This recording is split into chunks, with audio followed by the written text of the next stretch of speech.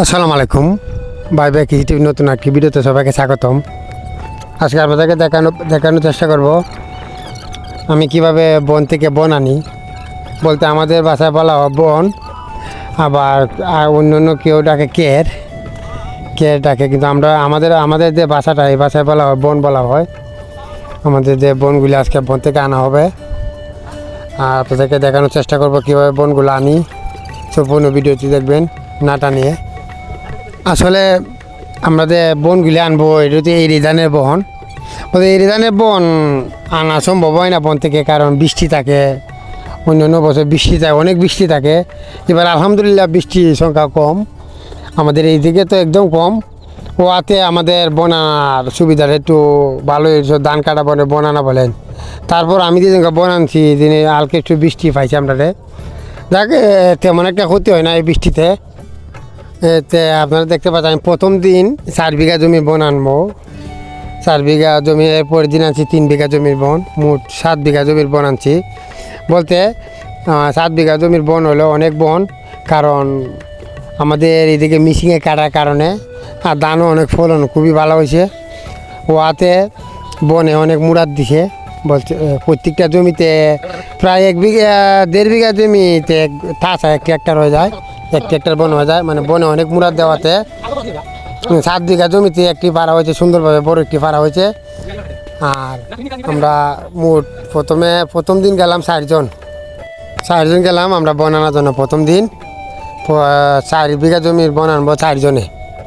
আসলে নিজে থাকার কারণে, আমি নিজে থাকার কারণে 4 জনই হয়, নইলে আমি তো নিজে না থাকতাম 6 জন কামলা লাগলো। কিন্তু আর যে ট্র্যাক্টরটা ভরতে আছে আপনারা দেখতে পাচ্ছেন, এই একটি ট্র্যাক্টরে 1.5 খানি ক্ষেতের বন, আর আমি এটার মধ্যে প্রায় 2.5 খানি ক্ষেতের বন হয়েছি। অনেক লুট, বড়ো করে লুট দিলাম, দেখতে পাচ্ছেন লুটটি। আর আমাদের যে বন ভরার যে এই জিনিসটা বানায় নেওয়ার কারণে অনেক সুবিধা হয়েছে।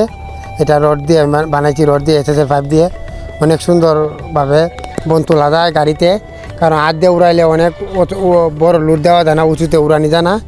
তাই আমি এই রড দিয়ে এটা বানানোর কারণে SSL দিয়ে অনেক সুবিধা হয়েছে।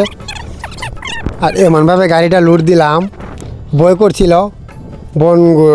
বনগুলো নাকি গাড়ি থেকে কুম্বালা পড়ে যায়। কারণ এই প্রায় আমাদের যে বন দিয়ে অনেক জায়গায় যেতে হবে, যাওয়ার পরে রাস্তা উঠতে হয় অনেক জায়গায়। তাই আমি পিছিয়ে ছিলাম মোটরসাইকেল নিয়ে, আর সাথে গাড়ি সামনে।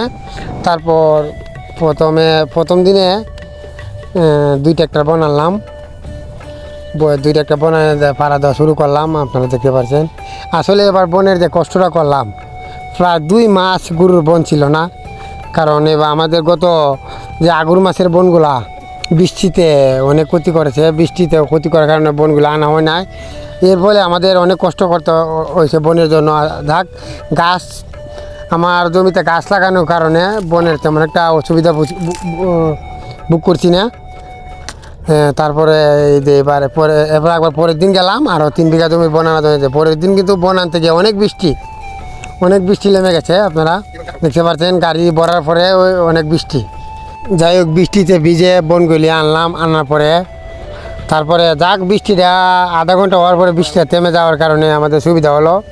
তারপরে ট্র্যাক্টর থেকে বন নামিয়ে বাড়িতে নিলাম। আমাদের একটি অসুবিধা ট্র্যাক্টর বাড়িতে যায় না। বলতে আমাদের যে রাস্তাগুলি ভেঙে যাওয়ার কারণে আমাদের এই দিকে ট্র্যাক্টর যাওয়া নিষেধ। বাড়িতে যাওয়া না, একবার এখানে লামা যায়, এখান থেকে নিতে হয় ঠেলা গাড়ি দিয়ে।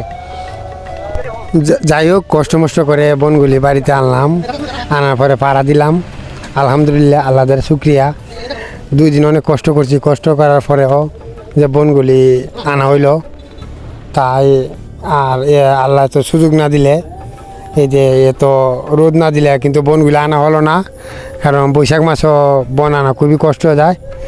যাই হোক আলহামদুলিল্লাহ, আর সবাই দোয়া করবেন আমাদের জন্য, যাতে আমরা কৃষিকাজগুলি ভালোভাবে করতে পারি। আর এই বলে আজকে ভিডিও এখানে শেষ করলাম।